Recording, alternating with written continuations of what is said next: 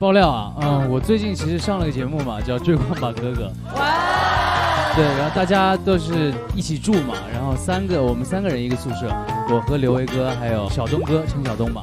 小东哥睡觉之前他要发耳塞，哎，我不用耳塞，我从来不用耳塞的，我一睡就着。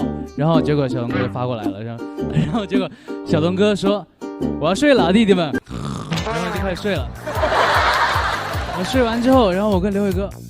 那么快的吗？然后我们俩就开始互相找耳塞塞上，然后还有刘维哥，刘维磨牙，对，不是，然后你就是梦游，